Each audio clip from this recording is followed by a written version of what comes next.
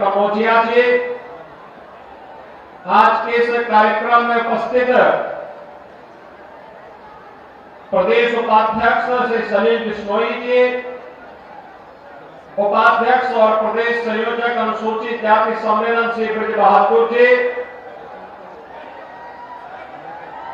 माननीय विधायकगण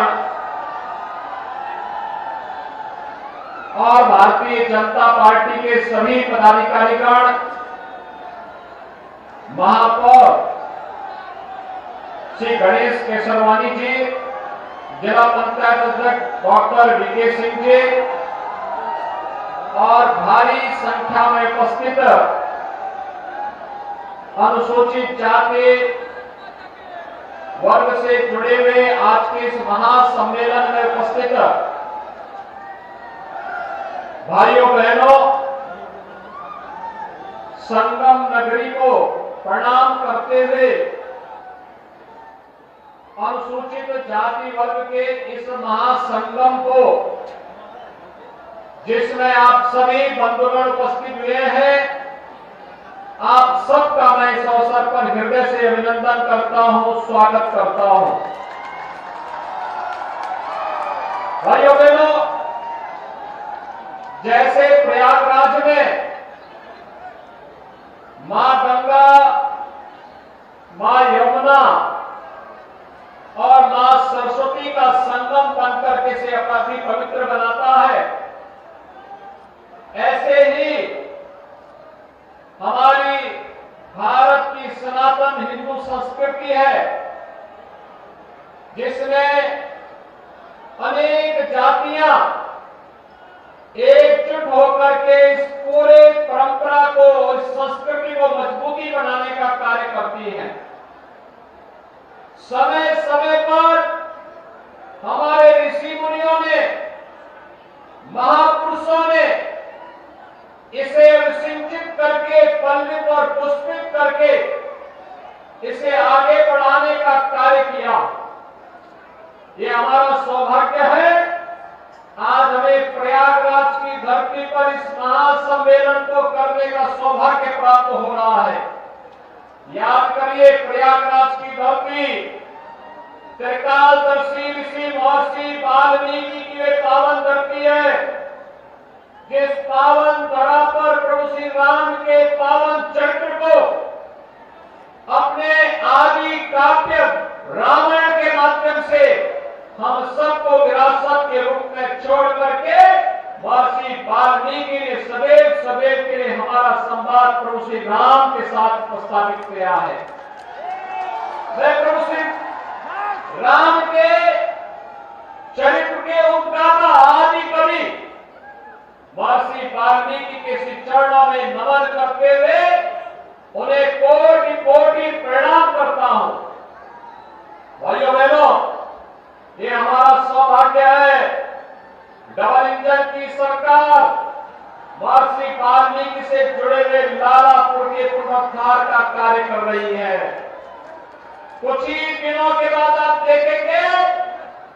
लालापुर में रोपवे का निर्माण हो जाएगा और महर्षि वाल्मीकि की कुटिया तक पहुंचने के लिए आसानी से रोपवे के माध्यम से हर व्यक्ति इस पहाड़ी पर चढ़ पकड़ के दर्शन कर पाएगा। और ऐसे ही वाराणसी में संत रविदास जी के पावन जन्मस्थली श्री गोवर्धन को भी डबल इंजन की सरकार पुनरुद्धार का कार्य करते हुए मध्यकालीन सिद्ध संत शिरोमणि रविदास जी के प्रति भी नमन करने का कार्य कर रही है। याद करिए, संत रविदास जी के पूज्य गुरु जगत गुरु रामानंदाचार्य जी ने घोषणा की थी कि जाति पाति पूछे नहीं कोई, हरि को भजे सो हरि का होई। और ये हरि को भजन करने में अपने में इतनी लीन थे, उन्होंने हम सबको कर्म की प्रेरणा देकर के एक ही बात का संदेश दिया था कि मन चंगा तो कठौती में चंगा। भाइयों बहनों, ये हमारा सौभाग्य है जब इस देश को, स्वतंत्र भारत को संविधान देने की बात आई थी, तो संविधान भी अगर किसी ने हमें प्रदान किया तो बाबा साहब भीमराव अंबेडकर जी ने देश के अंदर संविधान देकर के आज 142 करोड़ लोग बाबा साहब भीमराव अंबेडकर के द्वारा दिए गए संविधान से प्रेरणा और प्रकाश प्राप्त करते हुए विकास और समृद्धि की एक नई ऊंचाइयों को प्राप्त कर रहे हैं। आज आप देख रहे होंगे कि पहली बार बाबा साहब भीमराव अंबेडकर को सम्मान देने का कार्य किसी सरकार ने किया है तो देश के यशस्वी प्रधानमंत्री श्री नरेंद्र मोदी जी ने किया। बाबा साहब भीमराव अंबेडकर से जुड़े हुए उन 5 प्रमुख स्थलों को मऊ मध्य प्रदेश जहां उनका जन्म हुआ था, मऊ छावनी में बाबा साहब भीमराव अंबेडकर का भव्य स्मारक बना।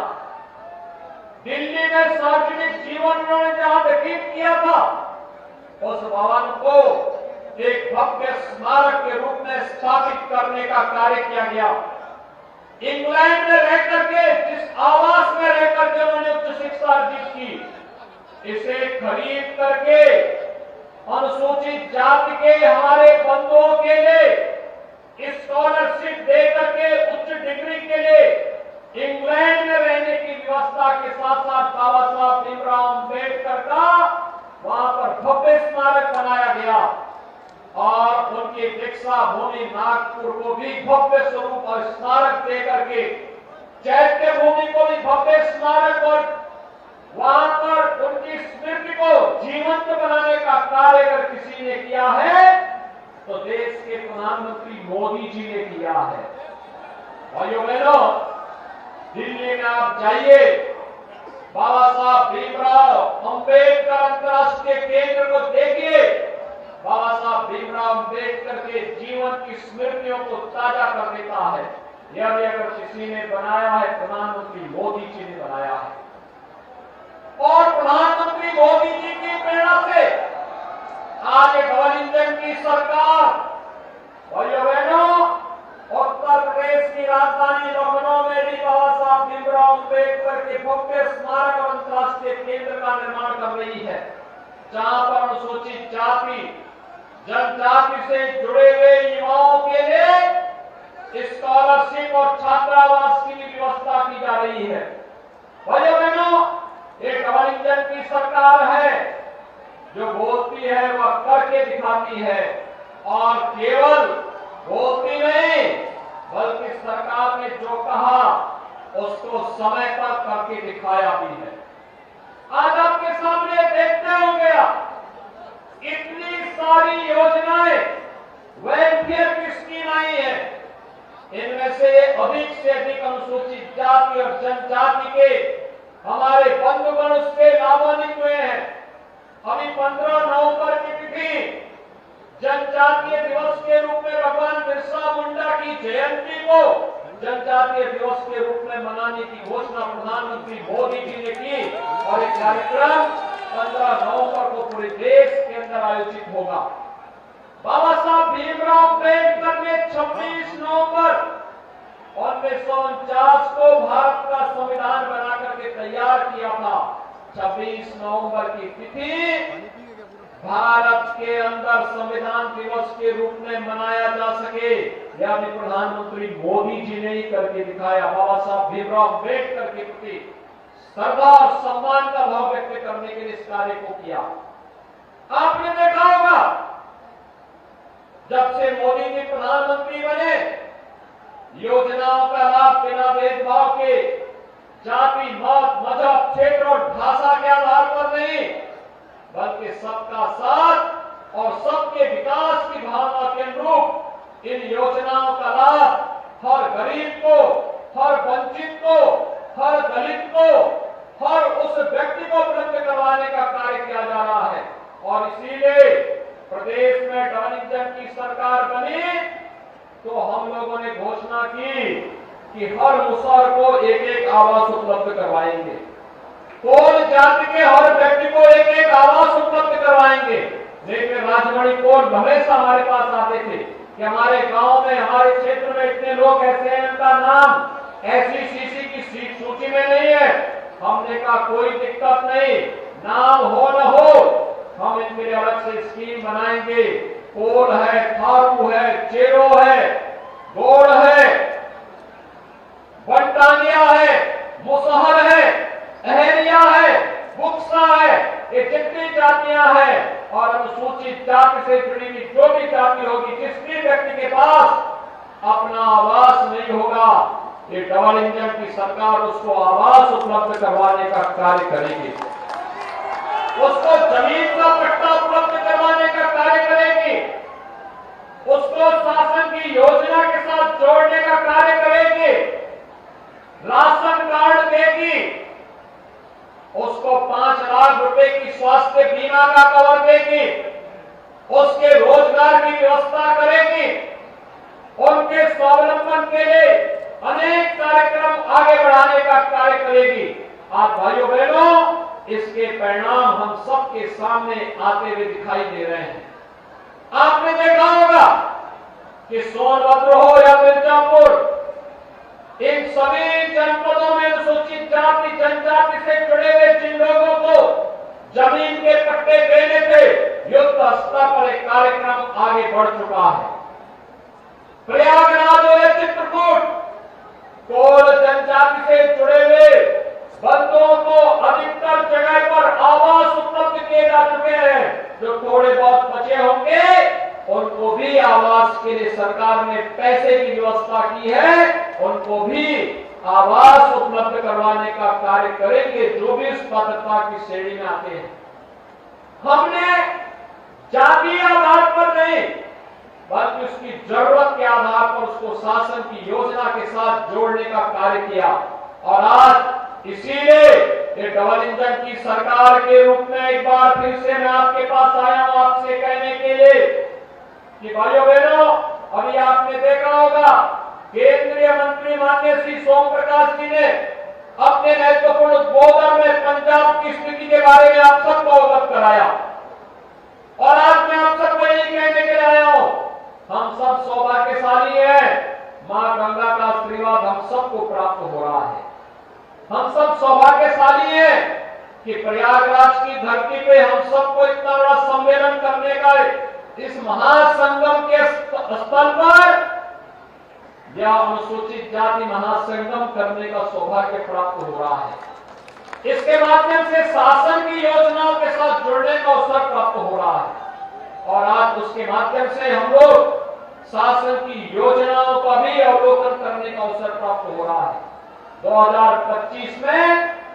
फिर से प्रयागराज में महाकुंभ का आयोजन होगा और भाइयों बहनों, महाकुंभ के आयोजन की शुरुआत पहले हम कर चुके हैं। आज 3300 करोड़ रुपए की अधिक की परियोजनाओं का शिलान्यास फिर से हो चुका है। एक भव्य और दिव्य कुंभ है।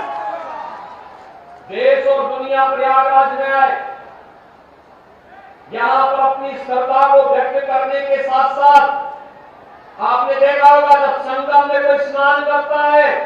कोई जाति भेद नहीं होता, कोई भी स्पृश्यता और छूत का भाव नहीं होता है। वहां तो फिर संत रविदास जी की भावना के अनुरूप, उनकी कृपा के अनुरूप सबको एक समान रूप से मां गंगा सबको अपना बराबर का आशीर्वाद प्रदान करती है। और फिर प्रयागराज की धरती तो महर्षि भारद्वाज और महर्षि वाल्मीकि से जुड़ी हुई पावन धरा है। इस धरती पर भेदभाव और छूत का स्थान कैसे हो सकता है? इसके लिए कोई जगह नहीं है। और इसलिए भाइयों बहनों, आज हम सब आपको यह आश्वस्त करने के लिए आए हैं, ये जो विकास की योजनाएं हैं, ये बिना भेदभाव के शासन की योजना को आप तक पहुंचाने का कार्यक्रम का हिस्सा है। जो लोग प्राप्त कर चुके हैं उनके आर्थिक स्वावलंबन के लिए, जो लोग अभी लाइन पे लगे हैं उन्हें समय पर योजना का लाभ मिल जाए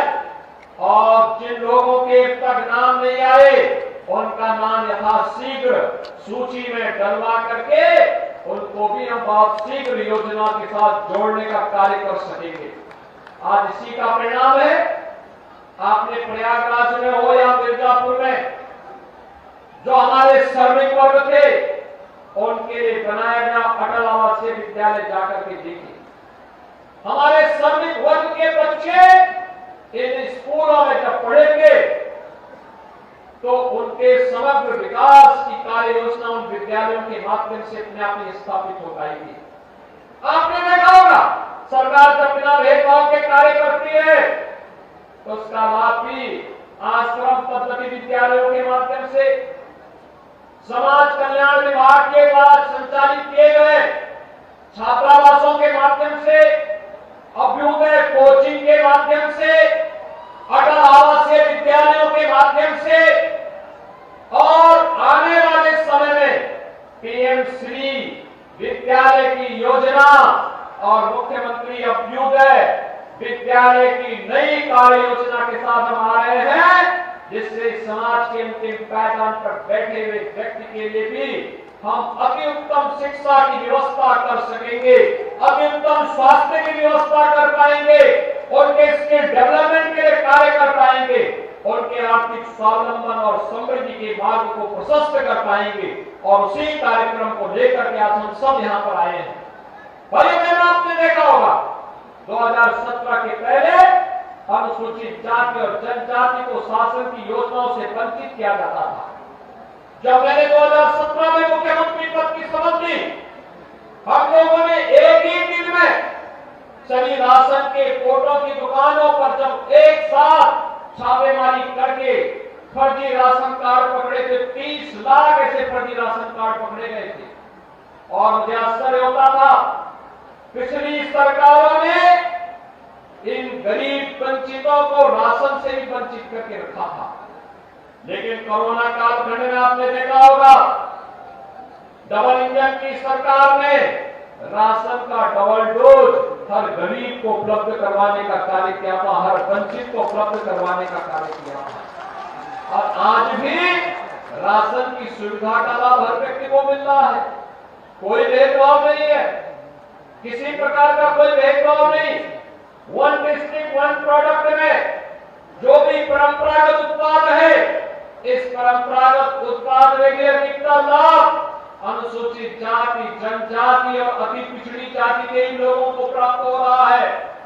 प्रधानमंत्री जी ने अभी कुछ दिनों पूर्व प्रधानमंत्री विश्वकर्मा योजना प्रारंभ की है। इस विश्वकर्मा में परंपरागत कारीगर और हस्तशिल्पियों के सम्मान के लिए, उनकी ट्रेनिंग के लिए शासन का इंसेंटिव उन्हें उपलब्ध करवाने के लिए भी एक व्यापक कार्य योजना को आगे बढ़ाया गया है। और भाइयों बहनों, उत्तर प्रदेश सरकार विश्वकर्मा श्रम सम्मान की योजना को भी प्रभावी ढंग से आगे बढ़ाने का कार्य कर रही है। अनुसूचित जाति और जनजाति से जुड़े हुए लोगों के लिए सरकार के स्तर पर आज उन नौजवानों के लिए स्कॉलरशिप की व्यवस्था है, मुफ्त में पढ़ाई की व्यवस्था है। शासन की योजना से प्रतियोगी परीक्षाओं के लिए उन्हें अभ्युदय कोचिंग से जोड़ने के कार्यक्रम चल रहे हैं। तो साथ साथ सरकारी नौकरी में आने पर उनको मिलने वाले आरक्षण का लाभ भी उन्हें तत्काल प्राप्त हो जाए, इसमें किसी भी प्रकार की कोई कोताही किसी भी स्तर पर नहीं रखी जा रही है। और भाइयों बहनों, यह भी सुनिश्चित किया गया है, अनुसूचित जाति, जनजाति, अति पिछड़ी जाति का कोई भी गरीब, कोई भी वंचित गांव में जहां रह रहा है,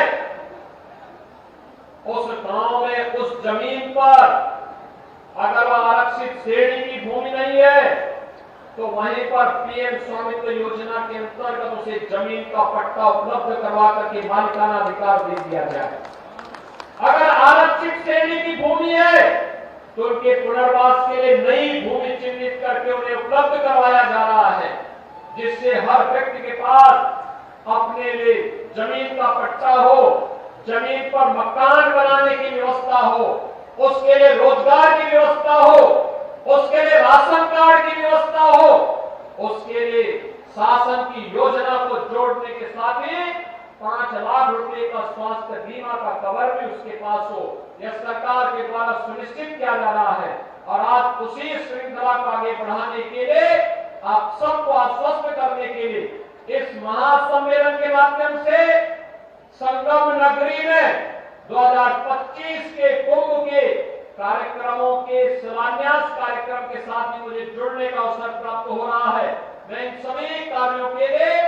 यहाँ के माननीय जनप्रतिनिधियों को हृदय से धन्यवाद देता हूँ। प्रयागराज वासियों को और आप सभी नागरिकों को हृदय से बधाई देता हूँ, अभिनंदन करता हूँ और विश्वास करता हूँ कि भाइयों बहनों, सरकार आपके साथ में होगी। आपकी सुरक्षा के लिए, आपके सम्मान के लिए, आपके आर्थिक स्वावलंबन के लिए डबल इंजन की सरकार पूरी प्रतिबद्धता के साथ कार्य कर रही है और इसी प्रतिबद्धता के साथ आगे भी सरकार आपके साथ खड़ी होकर के कार्य करेगी। आज के इस अवसर पर एक बार फिर से 3300 करोड़ रुपए से अधिक की परियोजनाओं के लिए प्रयागराज वासियों को बधाई। कुंभ में आने वाले जितने भी श्रद्धालु जन हैं, उनकी सुव्यवस्थित एक भव्य और दिव्य कुंभ के लिए जो तैयारियां चल रही हैं, हम समय से इसे पूरा कर सकेंगे। इस विश्वास के साथ आप सबके प्रति मैं अपनी शुभकामनाएं देता हूं। धन्यवाद। जय हिंद।